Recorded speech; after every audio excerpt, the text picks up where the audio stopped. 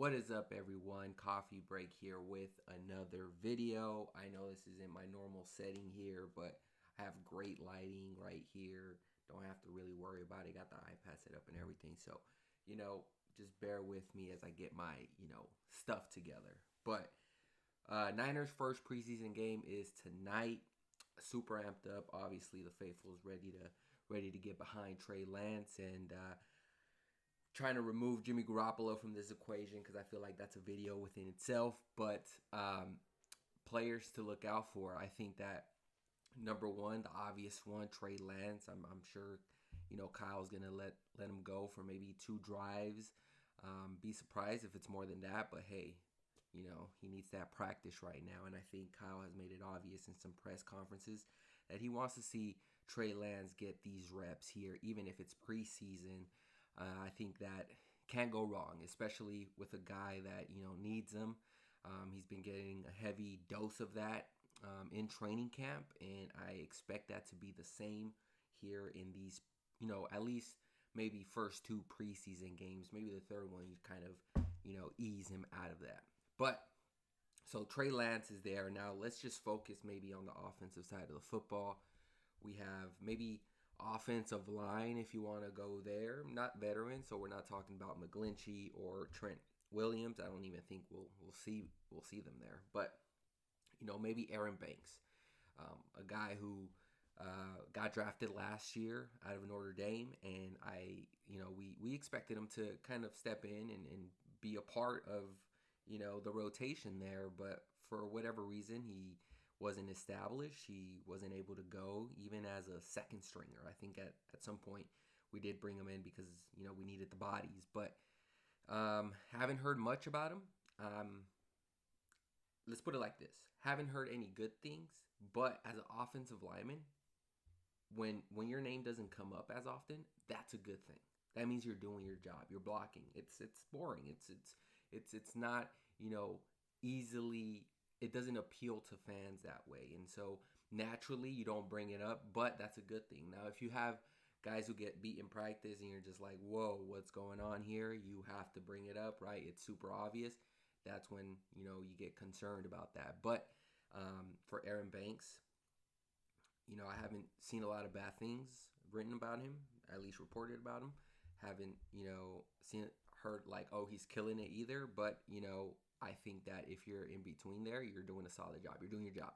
So I'm expecting to see maybe that from Aaron Banks, maybe taking that step forward and really taking a hold of that right guard position. So, that's my focus on offensive line. I guess. Running backs, you have Sermon, you have Price, the rookie.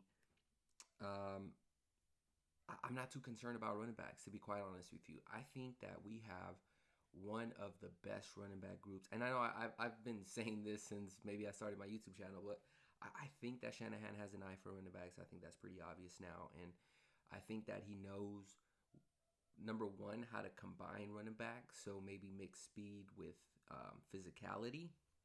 And I think that throughout his tenure here, he's been able to supply great group. I mean, talk about Mostert. I mean, it's not a guy that he handpicked, but a guy that he definitely said, we're keeping you in the roster, and you see where that got him. A new contract with the Dolphins. And we're talking about, Matt Breida. The only one I questioned was probably Tevin Coleman back in the days, but, at the end of the day, I think that, you hit on most guys than not, and I think that he's earned the benefit of the doubt there. And the Niners just doubling down with running backs this year. They drafted Trey Sermon a year ago. Drafted a running back this year. I mean, I'm expecting this running back group to be heavy, and there's going to be some tough decisions there when you cut down to the 53-man roster. But I'm super excited to see what they bring to the table, and I think that's going to be awesome.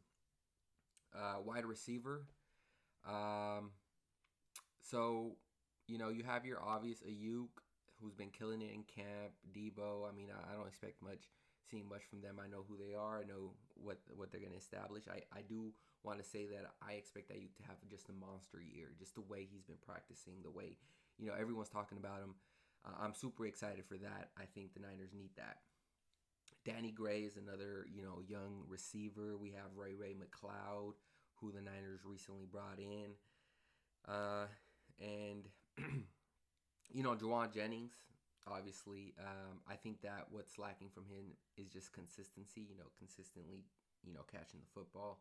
You can say that about Debo as well and some other guys. But I'm, who's going to be maybe that fourth and fifth guy coming in and really make a name of themselves. I mean, Ray McCloud, I think that he's kind of brought in to establish the, kick return. But, as I think some folks talked about, I think Ray McCloud can bring that speed element here that Kyle Shanahan loves to see. I think he brought Travis Benjamin for that. I think, obviously Marquise Goodwin. He loves that element, You need that element to open it up for everything else underneath. And, with Trey Lance, you open that up. With Jimmy Garoppolo, you could say, all right, Ray McCloud, go ahead.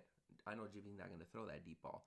But with, Trey Lance being your quarterback, I think it does become a threat, ultimately, that you have to respect. So I like that element, and I'm interested to see what he's able to do.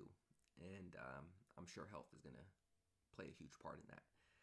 So, that's my group. As far as backup quarterbacks, I mean, sure, we can debate that as we get there. I kind of like Brock Purdy. I'm not going to lie. I think he has potential to be the second stringer here. And so it might be critical. I mean, Trey Lance, his style of play is, number one, he has to kind of make sure that he's not putting himself in harm's way this year. And I know that Arizona game going back to last year was a prime example of a rookie quarterback trying to do too much, taking too many hits. You can even, rewatch some of that Texans game. And, he has to be able to be durable here. And we're going to need him. The team is relying on him to play all 17 games. So that's going to be a test. I'm knocking on wood. Hopefully it doesn't get to that point. But, we do need to establish a good second string quarterback. And I'm excited to see what Brock Purdy brings to the table. Defensively, we have defensive linemen. I mean, I'm just gonna be focusing in on Drake Jackson. This dude, I don't know, something about his body type, something about his personality I really like about that. Maybe it's because he's from California, USC. I mean, at least he went to school out here. I don't know if he's actually from Cali, but I think that there is something to like about the kid. His, not only how big he is, but how, just a physical monster he can become.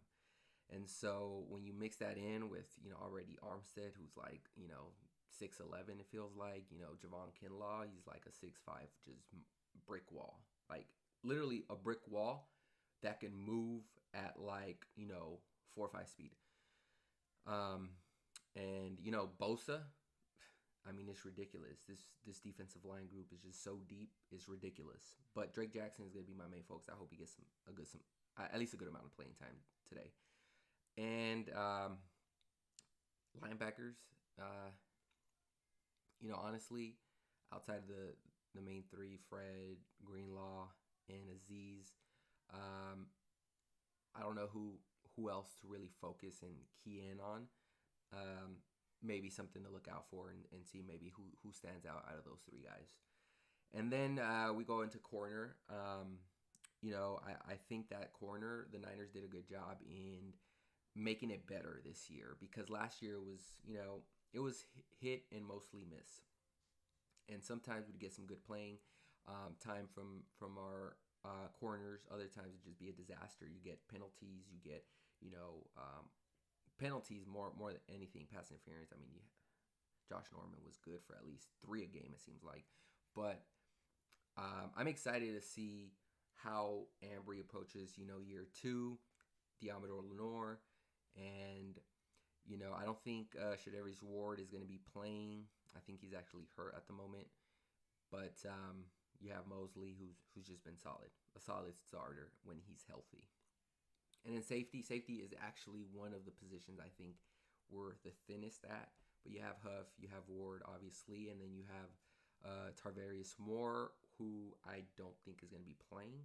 Could be wrong about that. And then after that, you know, it's kind of a wait and see, right? So these are the games that's gonna, you know, make guys stand out. So I'm looking forward to see who stands out there outside of those guys. But anyways, folks, I'm definitely gonna be making a video after the game to talk about, you know, all the good stuff, maybe all the bad stuff that we see there. And so yeah, I'm excited for this. I'm sure we all are. Thank you all for watching. Thank you all for your comments. Actually, on my last video, it was super dope. I just want to say that you guys are super dope. But anyways, see you on the next one, guys. Peace.